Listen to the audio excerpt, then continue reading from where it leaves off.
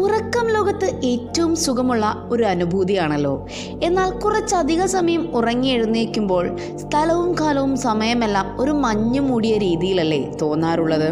രാവിലെയാണോ, ഉച്ചയാണോ, വൈകിട്ടാണോ, അങ്ങനെയുള്ള പല സംശയങ്ങൾ. എന്നാൽ 46,000 വർഷത്തോളം നീണ്ട ഒരു ഉറക്കം കഴിഞ്ഞ് എഴുന്നേറ്റാലോ?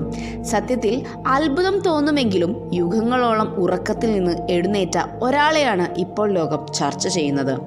മനുഷ്യനോ മൃഗമോ ഒന്നുമല്ല, പകരം ഒരു വിരയാണ്. 46,000 വർഷങ്ങളോളം സുഖമായി ഉറങ്ങിയത്. സെർബിയയിലെ ബ്രഹ്മഫോസ്റ്റ് എന്ന മഞ്ഞുപാളിക്കിടയിലാണ് ഈ വര ഇത്രയും കാലം ഉറങ്ങി ജീവിച്ചത്. ഗാഢമായ ഉറക്കത്തിൽ നിന്ന് ഈ വരയെ ഉണർത്തുന്നതിൽ ശാസ്ത്രവും ശാസ്ത്രലോകവും വിജയിച്ചതോടെയാണ് ലോകം ഇത് ഏറ്റെടുത്തത്. ജർമ്മനിയിലെ Max Planck institution of molecular cell biology and genetics എന്ന ഇൻസ്റ്റിറ്റ്യൂഷനാണ് ഇതിന് പഠനത്തിന് നേതൃത്വം നൽകിയത്. ഇവരുടെ കണക്കനുസരിച്ച് ഏറ്റവും കാലം ഉറങ്ങിയതിനുള്ള ഗിന്നസ് റെക്കോർഡ് നേടാൻ അർഹതയുള്ള ഒരു വിരയാണ് ഇത്. എങ്ങനെയാണ് ഇത്രയും കാലം ഉറങ്ങിക്കിടക്കാൻ കഴിയുന്നതെന്ന് ചിന്തിച്ചിട്ടുണ്ടോ? ക്രിപ്റ്റോസ് ബയോസിസ് എന്ന വിരകളുടെ സവിശേഷതയാണ് ഇവയെ സഹായിക്കുന്നത്. ദീർഘകാലം ശരീരത്തിലെ ഉപാപചയ പ്രവർത്തനങ്ങൾ തിരിച്ചറിയാൻ സാധിക്കാത്തത്രയും പതുക്കെയാക്കാൻ ഈ വിരകൾക്ക് കഴിയുമെന്നുള്ളതാണ്. ഈ സമയം ജീവനുണ്ടോ ഇല്ലയോ എന്നുപോലും തിരിച്ചറിയാൻ കഴിയാത്ത അത്രയും ആഴത്തിലുള്ള ഉറക്കത്തിലായിരിക്കും വിരകൾ. ഈ സമയങ്ങളിൽ ഓക്സിജൻ സ്വീകരിക്കുകയോ ഭക്ഷണം ദഹിപ്പിക്കുകയോ സന്താനങ്ങളെ ഉൽപ്പാദിപ്പിക്കുകയോ വെള്ളമോ ഒന്നും സ്വീകരിക്കാറില്ല.